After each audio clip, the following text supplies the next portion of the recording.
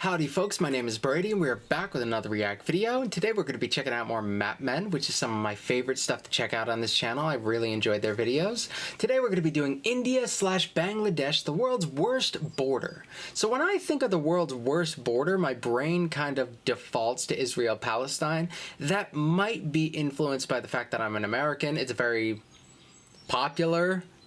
It's a terrible word. I always use the worst words. It's a very popular conflict over here, very current. We're talking about it a whole lot lately. So that may have greatly influenced why I think like that is the world's worst border. I admittedly don't know that much about India-Bangladesh. It might surprise me.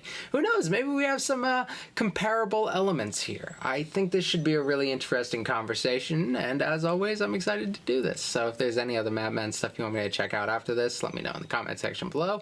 Now let's get started with this video. Welcome to Map Men. We're the men. And here's the map. Map men, map men, map men. Today's map is a 2015 map of the border between India and Bangladesh, an area riddled with enclaves. An enclave is a piece of country wholly surrounded by another country, like a tic-tac inside a polo. This is a piece of... We've talked about some enclaves before, or enclaves. It depends on how they pronounce it, where you're from. We're going to say enclave, because I honestly don't know how I'm supposed to pronounce it. I guess I've never said it enough to really have to decide how to pronounce it. Enclaves. We've talked about some on this channel in the past, but a lot of them are between countries that are...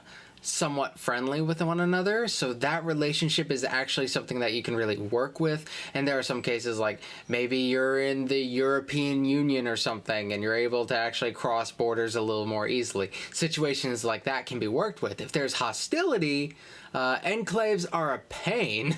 Bangladesh, which is in India. And this is a second-order enclave, a piece of India which is in Bangladesh, which is in India. And this is the world's only third-order enclave in the world, a piece of India which is in Bangladesh, which is in India, which is in Bangladesh, which is insane. Like a tic-tac. That's actually, I don't think I've ever... Let me just take a look at the most... India, which is in Bangladesh. Okay, that's really hard to follow there, and I didn't know any such thing like existed, having that many layers of a country, basically inside of a country, inside of itself, inside of a country, that sort of thing. I don't know if I've ever... Well, I've definitely... This is the only example of that, but like even like a layer less than that, I can't really think of very good examples for that. So that's very different. Okay, I'm already getting some vibes here. The political tension between the two sides is probably going to be the bigger highlight of this whole thing, but that alone is some killer information. Bangladesh, which is insane. Like a tic-tac inside a polo, inside a bagel, inside Bangladesh. The problem for people living in smaller enclaves is they often lack access to basic resources, with the two countries often unwilling to share. Worse still, with many enclaves too small to support their own emergency services, neighbouring paramedics awkwardly refuse to cross borders. Sorry. Bird's trying to eat my microphone. One of the big problems that happens with enclaves is probably a similar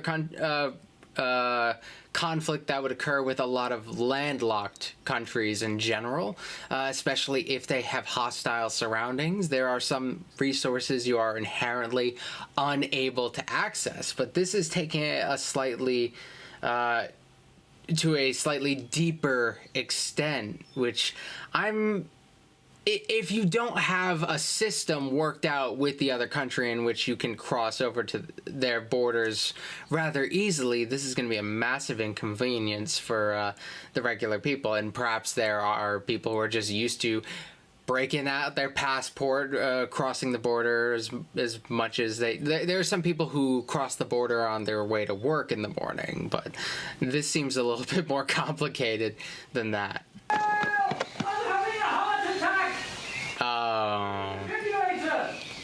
Can somebody help me, please? Oh, how small is the smallest one? The cruel irony Very is, curious. in order to leave their enclave, residents need a visa, which they can only get by travelling to their embassy, which they can only do if they have a visa, which they don't. So how do we end up in this ludicrous... So if I were to work that out, which you'd have to go to the only way they could really work that out is if there was some sort of like visa exception where you could have your visa delivered by people who already have visas from the other side to go into there. Then they could get out. I don't know if there is any sort of system in that. They must have some extenuating circumstance exceptions that could allow them to work with this. If not, like, clearly it's already insane. I was about to say, if not, it's insane. It's already insane. How did they even get here? Is it the British fault? It's probably the British. So how did we end up in this ludicrous situation? Amazingly, historians aren't really sure. All they know is the result of a confused end to a war in 1713 between various princes who couldn't be bothered to use a map to draw a clear border. Calm down, Mark. Fine, but they should have used a map. I feel his In the 18th passion. century, these patches of who owned what didn't matter like they do today. It was only when, you guessed it, the British came. Yeah, that the two provinces. like conflict in India, border problems tend to come from the British, and then we have a conflict in India. That's an extra layer there. It makes me wonder, with all the conflicts that are kind of at the feet of the British and the Americans in today's world, it makes me wonder why we don't get along as well as I feel like we should. Like, we have so much in common. It's kind of insane. The British will often look at Americans and it's like, why are you this way? And we're like, oh, we learned it from you, and then we built a bomb. And that seems to be how the relationship is. Provinces became separate countries who, incidentally, hate each other. The simple thing to do would be to swap these enclaves over. But for India, this was a problem, because it would send out the wrong message. Hello? Hello, Pakistan. It's Bangladesh. India are giving land away. India are giving land away? Hello? Hello, China? It's Pakistan. India are giving land away. I could see this being a problem. But in 1974, enclave dwellers were offered hope when the two sides put together an agreement to swap their stray bits of land. Both sides signed it, and then Bangladesh ratified it. And India didn't. So rude. India decided they weren't happy with the small print, and the dispute continued for another 40 years.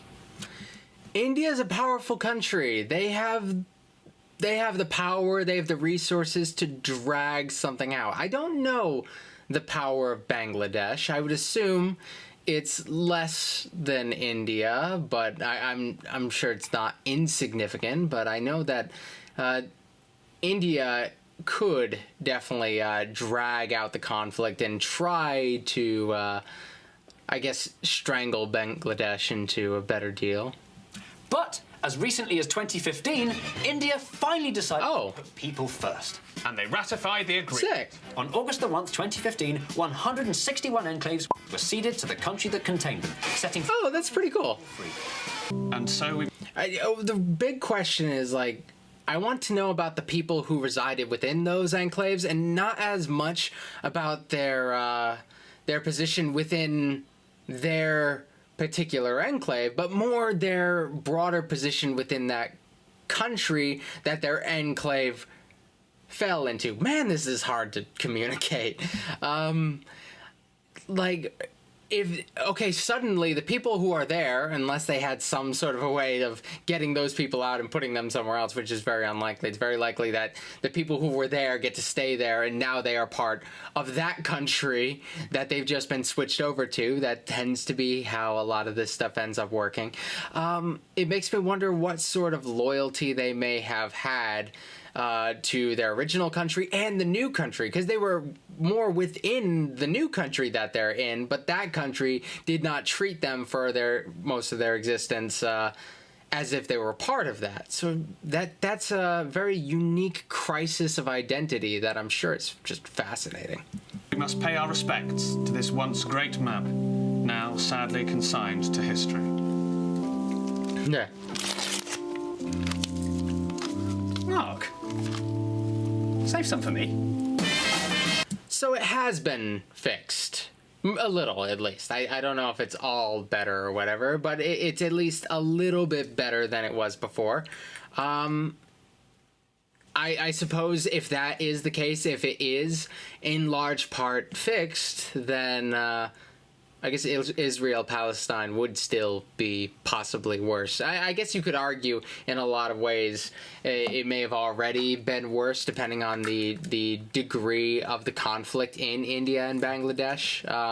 I still don't fully understand the relationship between the two. It just seemed like kind of a tense, standoffish conflict that they had here, but of course there's probably other conflicts, them being neighbors, that exist outside of this. With Israel and Palestine, it's not just the lines in the sand that really make the conflict what it is, but they are cultural elements. And that's kind of why I'm so curious about the human element of this behind this situation.